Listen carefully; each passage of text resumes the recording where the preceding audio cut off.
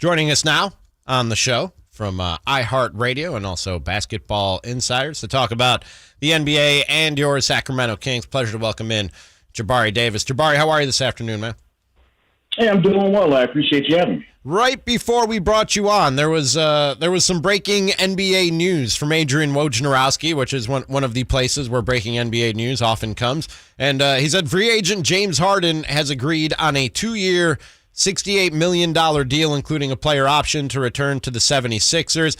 Earlier this week, in a piece with Yahoo, he was saying he basically told the front office, just go get whoever we need and give me whatever is left. I don't need to make all the money to come back here and do this. And I said at the time, Jabari, like, I bet he's bought in right now, but we've seen bought in James Harden before, and it usually doesn't last as long as organizations would like. Is it different this time? Yeah, I've got to be honest with you. I'm trying my best not to be cynical, and don't get me wrong. I'm always in favor of players getting paid. Get your money, keep checks coming in 100%. But when I heard those rumblings, I said, no, you're taking a pay cut because that's where your actual market is at this stage. Again, if you could have gotten more money elsewhere, great. If I'm a Philly fan, I don't necessarily know that I'm buying all of that. Especially honestly, just given what we've seen over the last, let's just say 3-4 years. We won't even take it back farther than that. Talking with Jabari Davis of iHeartRadio here on Cattles and Ramie, talking some NBA. Do you think that thing can work, though? Do you think we can see that version of James Harden again? Because you're right, that's where he's at. Some might argue that's where he's at by his own doing and not always being the most interested in basketball. Some might say it's just age and things catching up to him. Where do you think we're at with James Harden?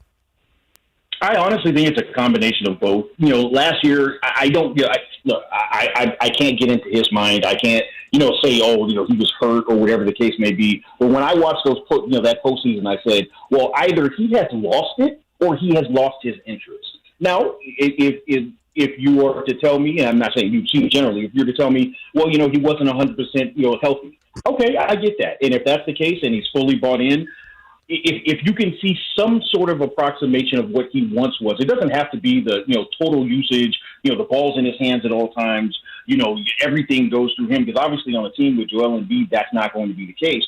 But at the very least, the player that we've seen from an aggressive level, I do think it can work. Now, I'm not here to sit here and tell you that the Philadelphia 76ers are going to be in the finals next year. That would be foolish. They haven't even been to a conference finals, if I'm not mistaken, in over 30 years. But I will say, I do like their fit if both guys are fully healthy and fully bought in.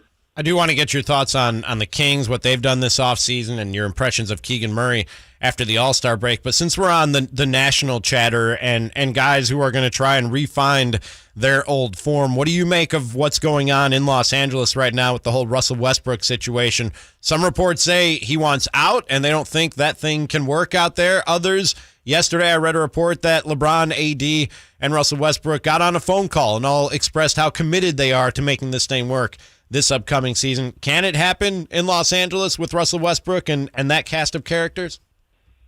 Okay, so I lied to you when I said I wasn't going to be cynical, because I'm going to be right here and right now. Being that I'm from Southern California, I have earned this chip on my shoulder. Look, I fell for that. I listened to that song of the Siren last year. I fell hook, line, and sinker. I was 100% on board saying, oh, they can make this work, and this, that. No. That's not going to work. They're saying all the right things because they have to say that. Because ultimately, what else can you say? Like you can't go into it saying, "No, we absolutely want this guy out of here, no matter what. Just get him, just get him out of here." You can't say that. But at the end of the day, I honestly feel that it's kind of just making nice in the interim.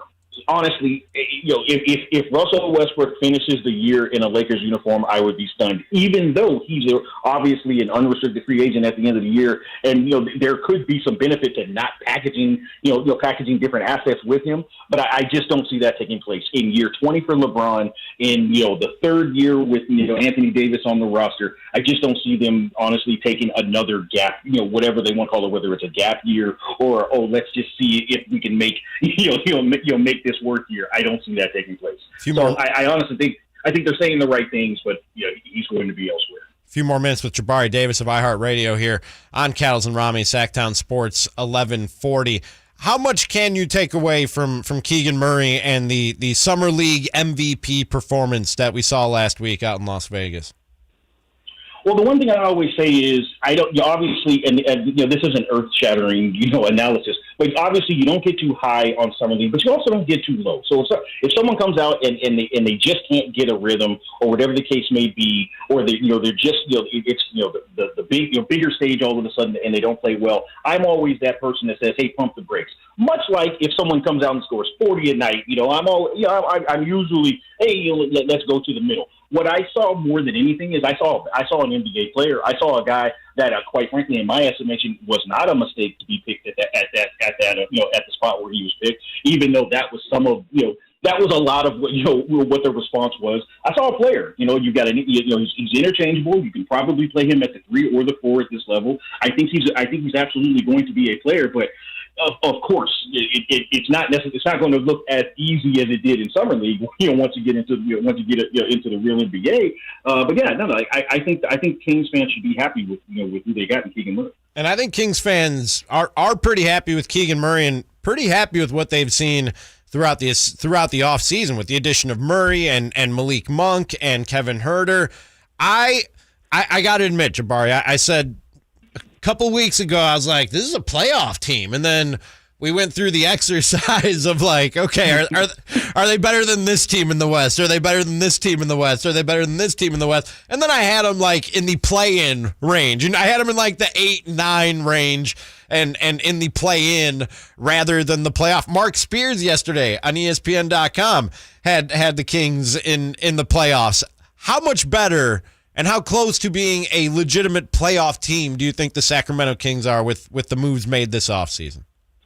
I think you finally have a roster that, and I mean no disrespect when I say it like this. I'm just a straight shooter. You finally have a roster that's respectable enough to say like, oh no, I could see that taking place because for the last few years.